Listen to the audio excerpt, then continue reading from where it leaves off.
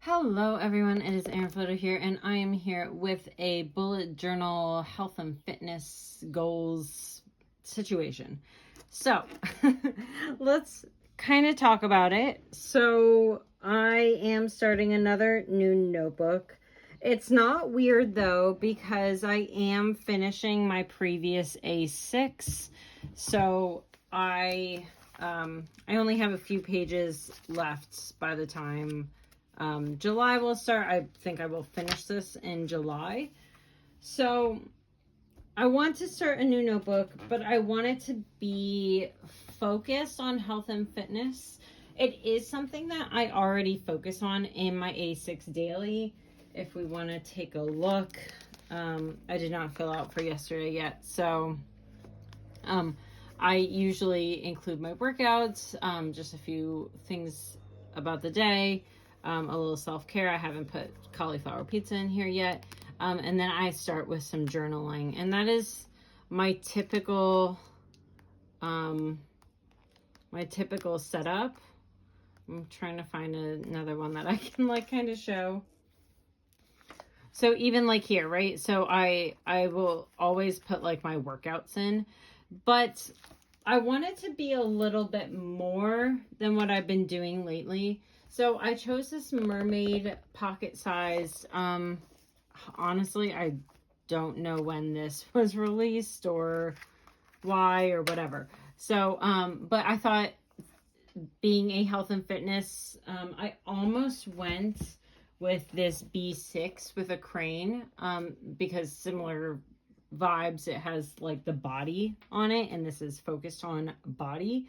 So anyways, so I'm gonna keep going with an A6 just because I'm used to that size, and I will be putting my workouts in. I want to concentrate a little bit more on everything health and fitness in here. I did mix in some like other things that were going on, like a to-do list and things like that in this A6. So I want to focus a little bit more on health and fitness. So like in my workouts, I would like to break down the workouts a little bit more. When it comes to mood, I want to kind of track mood. That's not to say I'm going to do this every day. Similar to my previous A6, it's a daily planner. So usually I just fill it out on days that like I feel like it. So I'm not necessarily going to fill this out every single day. But I would like to try to make it a priority in July. So with all of that intro said, I'm going to go ahead and set up some of the first pages in here. And then set up what I imagine a daily page would look like in here, just so you guys can get an idea. So let's go ahead and get into it. Okay, so we are setting up the new notebook. I'm really excited about this because this is essentially how I was using my daily log before, my daily planner in my A6. I don't use this planner every day, but I do get a lot of information about my health and safety into this notebook. So I decided that when I was going to move into another daily planner, that I kind of wanted to reframe it a little bit and put just a little bit more focus on my health and fitness. So I thought adding these first couple pages would be helpful. So the first page is this health and fitness goals page. So on the left hand side, I intend to put goals specifically related to my health. So these would be, related to my eating habits, my medical diagnoses, my mental health, things of that nature. Whereas the right side would be specific to fitness and like my personal records, my focus on what I'm doing physically with my body at that moment in time. So that's why I have that health and fitness goals page. I think it's always important to sit down and really think about what your goals are. And that's not something that I've been doing. I've just kind of been going with the flow recently. So I thought that doing that would help. This next page is a personal records page. So I included this because I did an Archer and Olive blog I think back in like November, December, where I included this, and it's just putting doodles of what your personal records that you hit are. So you would just do like a little doodle of a barbell and say, you know, my push exercise, my chest.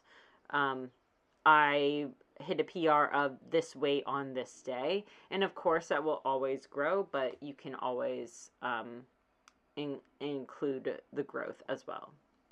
And then I struggle with finding cardio sometimes, or like maintaining the same cardio. So I did put in a page for resources as well, where I can put things like different types of cardio exercises that I like, what types of resources that I enjoy. I mean, honestly, a big resource is my partner, because he is a personal trainer. So I get a lot of my resources from him, but you know, we see things online all the time, so we like to include that information. These next two pages are more of the monthly setup, and I'm using this mermaid theme that I released back in like September, October, something like that. And I thought it was kind of perfect because of the actual notebook is the mermaid notebook. But I also won't continue this theme for the entire time, but I did like it because there's a literal mermaid body, and there is a place that I can put body statistics.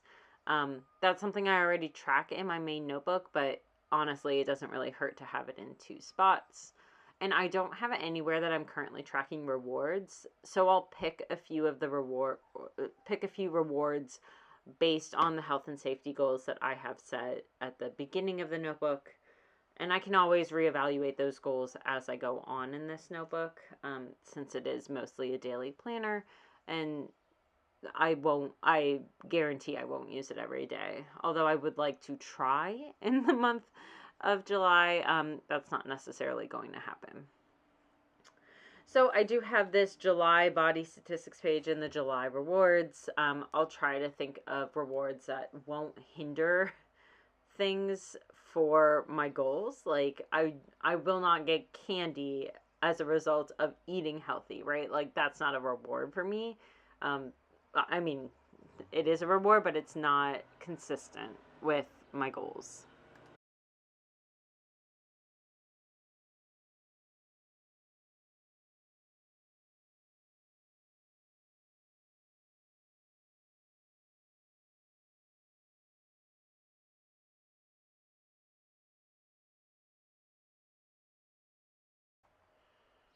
So that's why I have those pages in there. And then I also include um, how I imagine a daily page would look.